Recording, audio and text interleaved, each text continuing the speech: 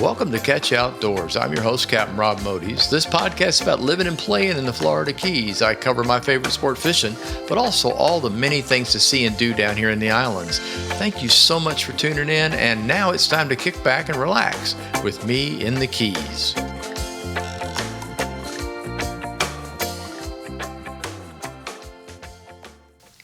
This week's episode of Catch Outdoors is number 170. Merry Christmas, folks. Catch Outdoors is brought to you by Spotify and little old me. The title of this week's episode is Gone Fishing. Because I did go fishing. I will go fishing whenever possible. If you're listening on Tuesday, it's Christmas Eve. Yay. Hopefully your shopping is finished or at least nearly complete. I've talked to a couple of people that do what I used to do all their shopping on Christmas Eve. So that would be tomorrow. It was fun. I admit it. I won't do it now, but I don't know. Maybe next year. Let's see. Please note that this podcast may be a short one. I'm going to call it my holiday part-time day off or something like that. But then again, it may go on depending on if I get in a ramble mode. I have you know that I write notes basically, kind of like what I used to do when I did radio, but I don't always follow them that closely. Let's see. We usually start out with the Keys weather report. So here you go. Mostly sunny. Highs this week in the upper 70s. And we might even hit 80s this time around. Lows in the middle 60s. We have a better chance of rain later in the week. Looks like mostly Thursday late and maybe Friday. We get a bump down. It's kind of funny. There's not much of a bump north of us. Just going literally to Miami. They don't show a whole lot of rain on their thing, but we got it down here, it looks like. So, and we can always use it. I've never complained much about rain. Helps move the fish around. It's not safe to guess either any further than that, so I like to keep it to Thursday or Friday.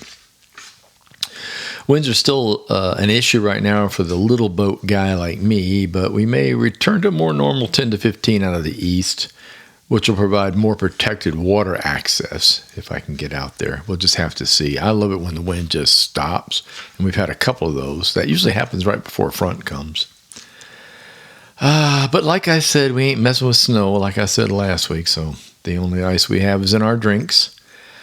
I know that's an old Florida joke, but it's worthy.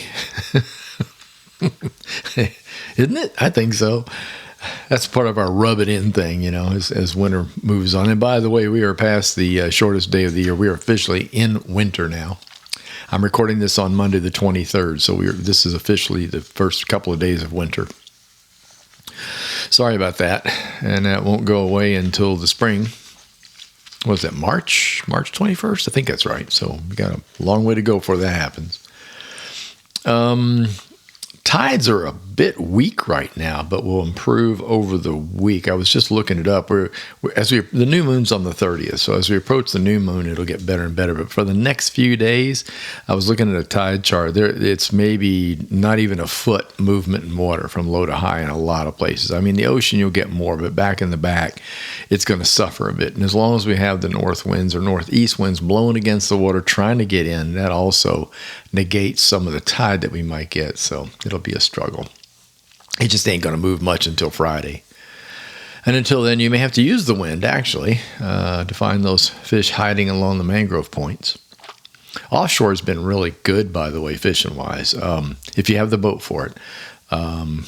Book you a charter on a big boat, or if you have a big boat, something with doubles and triples on the back, you might be able to I know you will. You'll have a good time out there. A little bumpy. If you have seasick people prone to seasickness, it might not be very much fun, but anyway, it's been very good. Most fish species. I mean, I've seen a lot of grouper and stuff like that off the bottom, and I'm not even sure what's open. I think grouper's closed now. Matter of fact, I'm almost positive, as I don't do much offshore, so I don't keep track of it like I used to. Yellowtail's been really good. And dolphin, strangely enough, aka the mahi-mahi, dolphin fish, kind of unusual for this time of year for them to be hitting the way they are, but I have seen quite a few really nice fish taken off of the edge, out past the patch reefs, right off of the deep water drop off. But again, kind of unusual, but hey, we'll take it. More about my recent fishing trip here in just a few. Yes, I went fishing. God, I can't. Another beautiful day. Red tide report for the past week for the waters around the Florida Keys, none was observed. I mentioned last week that books are a great gift. Thank you so much for your orders. Yay. And for hitting Amazon so well. I got an Amazon report and I'm like, hey, man, I had a really good couple of weeks at Amazon. So that is much appreciated. If you still need a book, yeah, well, I have the specials going on. You can still get one. I'll still sign it. You just ain't going to get it by Christmas, but they're still there. And I still have a few of my original book, What I Know About Fishing Southwest Florida, are available. And once those go, those go. Once I get past the last, I think it's down to 8 or so, that's the end of that as far as me ordering more printed books. I decided to add this to this week instead of saving it for next week. Janelle and I are having a couple of Christmas dinners this week. Monday, that's tonight for us. We're headed to Ziggy and Mad Dog's down the road in Alamorada for a steak dinner or maybe fish. Janelle has to hear the specials before making a decision, and I do too for that matter. Ziggy's is one of our favorites, and we always look forward to having one of the best meals in the Keys. We haven't been down there in a while, and I said something the other day to her. I said, let's go do that for Christmas. And so we're going to go tonight. And then the turkey is now in the refrigerator, and it's thawing. So we'll have a turkey dinner on Christmas Day, too. So this is all good. Yeah, it is. Food, baby, food. Mashed potatoes, gravy, yeah. And there's also a frozen key lime pie in the freezer. One of Jonelle's special concoctions. Those of you that have partaken, what do they say? If you know, you know. Yeah. Man, it's an outrageously great pie. Speaking of pie at Mad Dogs, Ziggy and Mad Dogs, man, they always have terrific desserts. So got to be careful how much I eat before I get to that point. Can't hold what I used to. Got to go slow. Let's see, I created another fishing video. It's in the works as we speak. It will be up by the time this post on tomorrow, Tuesday, and if not, it'll be up Wednesday, so hang in there. But it's going to be on both Vimeo again and YouTube. I did some fly fishing, and I decided after I had already been out there for an hour or so, I'm going to get this fly rod on video, so I did. And I just did some cropping and some cutting and just some basic pictures of being on the water out there with the fly rod. So enjoy. Let's see. And speaking of fishing, yeah, I'm already, what am I at? 8 or 9 minutes. This is going to be a short one. I can tell you right now. Anyway, everybody has to have a day off, so a half day off. Speaking of fishing, yes. I made it out on Thursday, the 19th.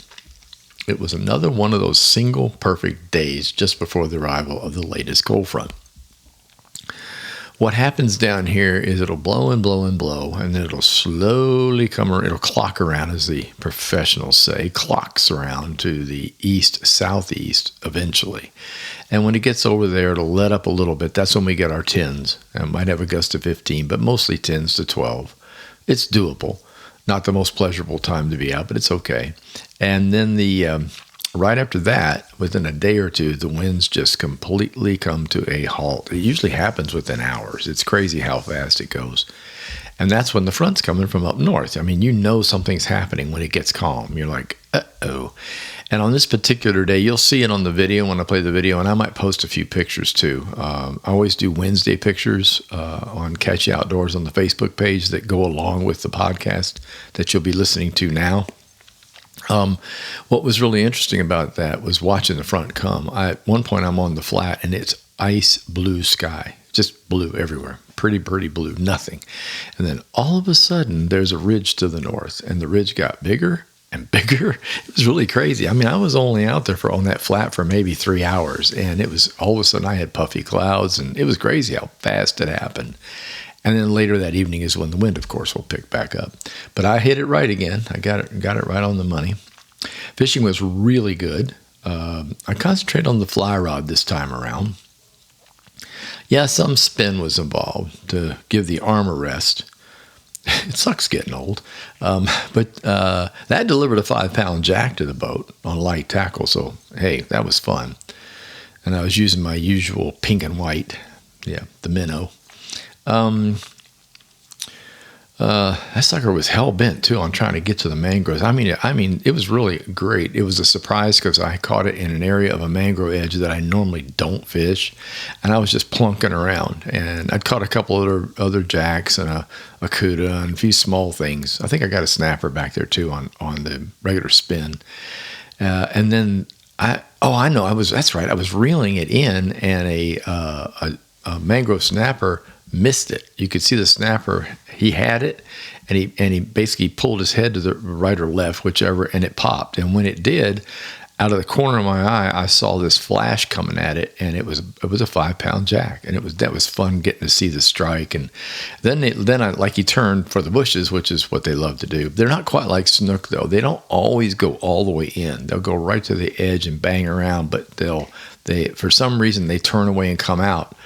Whereas a snook will just dive in there and stay in there. Snook's smarter, I guess. But I managed to get him out, managed to get him to the boat, and got a good photo. I'll put the photo up. It's not on the video. Yeah, I hadn't started the video yet. As a matter of fact, I didn't start the video until I got the fly stuff out. I'm like, okay, it's time to take some pictures of fly fishing.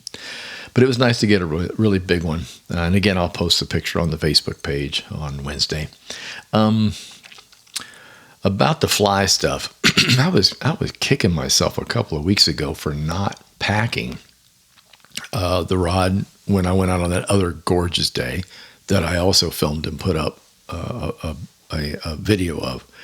And I just didn't. I don't know, it just didn't occur to me. I have no idea, but this time it did. This time I had that little box of extra flies, and I got all that out and got the stuff packed on the boat.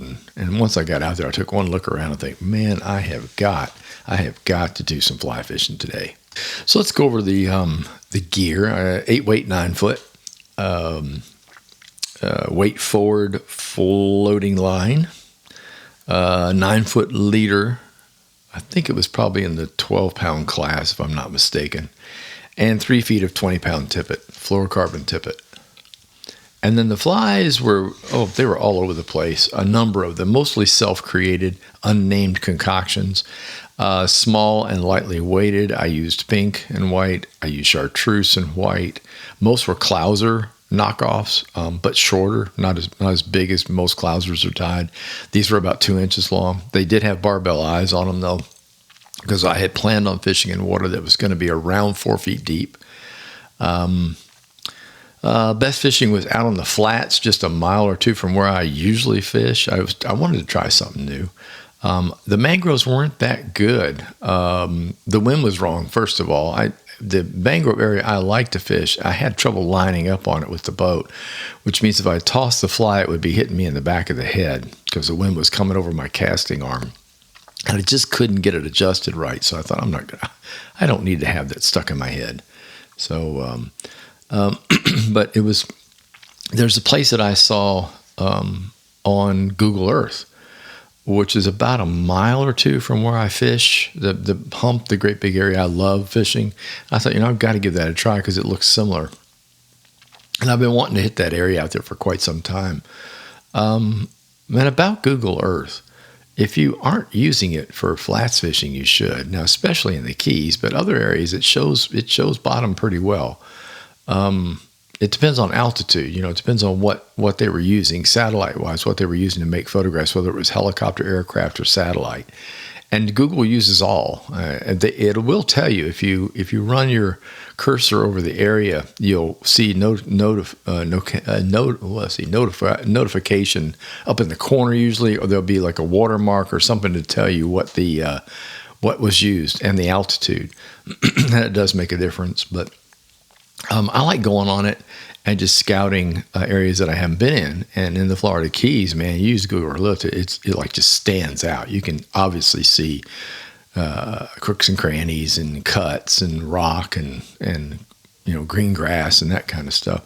And this area had been bugging me. I'd been around it once, but I had never really spent any time on it. So anyway, my normal mode of operation in open waters of the Bay, of Florida Bay especially, is I usually drift over the area several times until I get a strike. And then I'll lock it down with the power pole. I like areas of what I call busy bottom, where there's no depth greater than 4 feet. So preferably 3 to 4 feet. And lots of stuff on the bottom, rocks and crevices and things like that. And where I was, I noticed that somebody had actually marked the rocks in this particular place with a small white PVC post. I'm guessing the area might be real close to the surface during serious low tides.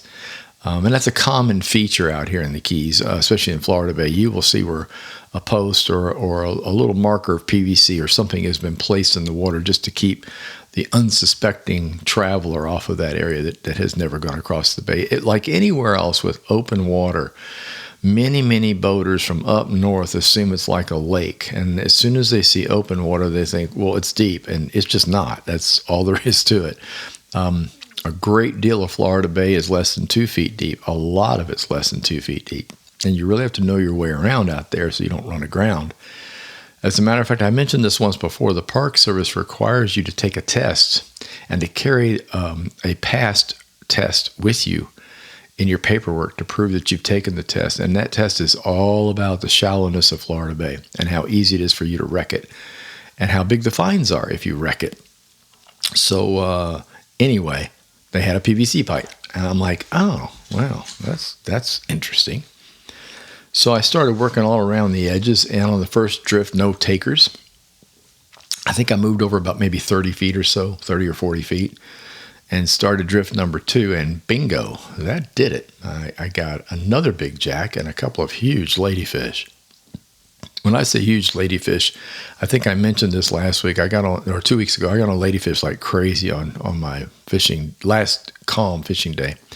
And down here, I mean, it's not unusual to get a 4-pound lady. I mean, these things are beasts. They're the poor man's tarpon. They're a ton of fun. Well, I got 2 of them right off the bat. I thought, yay. So, of course, down goes the power pole, and I started working the area. I got quite a few ladies. I got a bunch of trout. That's when I decided to turn the video on. Duh. And the action was really steady. I got ladyfish and sea trout. Ladies were mostly about a pound to maybe 3 tops. And the trout were little. Trout weren't all that well. None of them were legal. But they're still fun on fly. I don't care. What else? I got snapper. Got a couple mangrove snapper. I got a cuda. Cuda. And probably the heart pounder of the day was the lemon shark. I've been catching a few. When you start catching fish on an open flat like that, you're going to get either or both a giant cuda or a great big shark. And the sharks can be the smaller black tips, or they can be the big lemons. Sometimes a bull. But, I don't see that many bulls back there. I see the bulls on the edges when you get further out toward the Gulf of Mexico, but I don't see them much on the inner flats. What I usually see are lemon sharks. And this one was about 6 or 7 foot long. And what had happened was I'm releasing all my fish. And ladyfish splash and carry on, so you release it, they make a lot of noise. And I know that's why the shark showed up. So I'm retrieving the fly, and all of a sudden this lemon shark starts coming toward the fly. And I'm like, my friends will tell you, I love catching sharks on fly or on spin. I don't care. And I will literally toss stuff at them to see if they'll eat it. I don't shy away from the big ones. I don't know. It's a fish, and it's going to pull. And if you're lucky that he doesn't cut you off when you first get him, then it's going to be a party. You have to pull the power pole up. You're going to have to get underway. You're going to chase a sucker, especially on a light fly or light tackle spin. So he comes right at it, one of those showstoppers, just around me, and he sees me. I'm probably getting close to the end of stripping the fly in. And he comes up at it, and I think, oh my God, he's going to eat it. And he just bumped it with his nose and pushed it out of the way. It was the coolest thing ever. And then he just slowly does that shark turn, where they peel off left or right, and just swam away and left a little puff of dust behind his tail. And I didn't see him again. I thought, man, but that was, I don't know, I just love that. That's just something about that's so cool in fishing. It was so attractive about refishing. It doesn't get a whole lot better than that. It's funny, too, when you're out there and you see stuff like that. For me, that's a highlight. Even seeing a big manatee or dolphin come by, that's a highlight. And the thing about being out on the flats is even in the moments when the bite is slow, and there can be you can have an hour of a slow bite, depends on if you've hit the tide wrong or you just ain't in the right place. But there's still much to see and enjoy while you're out there. And speaking of seeing stuff, there was also a lot of migrating birds the other day coming in from the north. At one point, I saw a chain of white pelicans that had the number in the hundreds. It was the biggest batch of white pelicans chaining across the sky I think I've ever seen. I know it is. I added it to the video too, by the way. It'll be in that little video I put together of me fishing. It was truly incredible.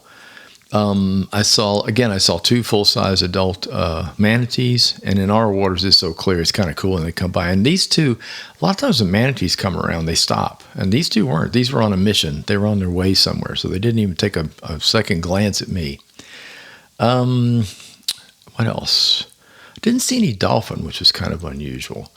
But anyway, it's pretty cool out there. It's neat when you have things going on around you when the bite is off. In this case, the bite was on, and I was enjoying a view. So let me talk technique for a moment. The water had warmed up quite a bit. It was 77 degrees on the flats. A couple of weeks ago when I went out, it was 66. We had a number of 80-plus degree days in a row, and that works wonders on the open, shallow water flats. That sunlight will warm things up in a hurry. And it did. I had to switch my technique out. In the wintertime, I go slow. I can't, no matter what I throw, whether it's a fly or spin, I go slow. And I think early on, my bite was off a little bit because I was going too slow. So I started speeding up the retrieval of the fly. And that obviously made an even bigger difference after I found the first fish. So the flies I were using were about 2 inches long, knockoffs of the Clouser. They had barbell eyes on them, but very light eyes. I didn't use the great big heavy stuff, and that worked really well. The colors varied widely. Pink and white, green and white, brown and white. I tried a bunch of different stuff, as a matter of fact. I put a muddler on and tried a muddler. I had no luck with the muddler. Something bumped it. I would imagine it might have been one of the mangrove snapper that were in the rocks, but not much going on with that. But the lesson is here, keep an eye on that water temperature. I get bad about it sometimes. I just stop thinking about it. I'm not professionally fishing anymore. I'm fishing for fun. So I overlook some of the important things that I should be doing when I'm on a fishing trip. My head's like still looking around. You know what I mean? Yeah, you're just kind of kicking back out there. But that can fluctuate. The temperature can fluctuate quite a bit during the morning hours. It'll start real cool and warm up really fast once the sun hits it. And especially if you're over a dark green bottom, like you're over heavy grass or on rocks, you're definitely going to get a warm up. And so I made myself a pact. I'm going to have to pay more attention to that. I mean, it's built into your depth finder. Usually already has temperature on it, which is basically surface. You have to remember that's only about a foot underwater. So you have to kind of deviate sometimes. But all in all, the temperature out there, I couldn't believe it, really. When I saw 77, I thought I read it wrong because 2 weeks ago it was 66. But that's how much the water will warm up in a short amount of time when you get a whole lot of sunlight and a whole lot of pretty days in a row. So that was pretty cool. Let's see. Oh, now it's time for useless. See, I did manage to talk to 24 minutes? Yeah. It's time now for useless information. And now, from the original book of useless information. You are a reject! You are useless! You can get a job down here cleaning toilets! Here's your host, Captain Rob Modies. Well, he swears up and down he's useless, but he might be all right eventually, but completely useless. With useless information. Let's see. This is from a section called Looney Tunes. Mel Blanc, who voiced Bugs Bunny, was allergic to carrots. Bugs Bunny first said, "What's up, Doc?" in the 1940 cartoon A Wild Hare, spelled H-A-R-E. I love the title. The Looney Tunes theme song is actually called "The Merry-Go-Round is Broken Down." Now, there's something I didn't know. Let's see. And last but not least, Tweety used to be a baby bird without feathers until the censors decided he looked naked. Censors, yeah. Okay. So there you go. Until next week. And before I go, here's some final words. I always do my best to add this to the end of the podcast. I find it hard to believe that another year has passed and we are on the doorstep of 2025. Gosh, that used to be a very futuristic number when I was a kid. I think we were supposed to have flying cars by the year 2000. But instead we had Y2K, a near computer disaster that I was in the middle of as a tech person for a bank. Fortunately, it didn't pan out. I'll have a longer version of that story for my New Year's podcast. Well, cars don't fly, at least not yet, but we do have a proliferation of electric ones, and while they may be struggling a bit, I'm pretty sure they'll be part of my grandchildren's future. Be sure to enjoy the holidays, especially each day. It goes much quicker than I thought it would. Take it from an officially old man. Kick back whenever you can, go fishing, and never skip that possible perfect day on the water. I'll talk to y'all later. Thank you for tuning in. If you enjoyed listening, please tell a friend, leave a review, and don't forget to subscribe to my channel. The Facebook page is Catchy Outdoors. Website is catchyoutdoors.com, where you can find all the previous podcasts and news about books and my music. Until next time, get outdoors and enjoy.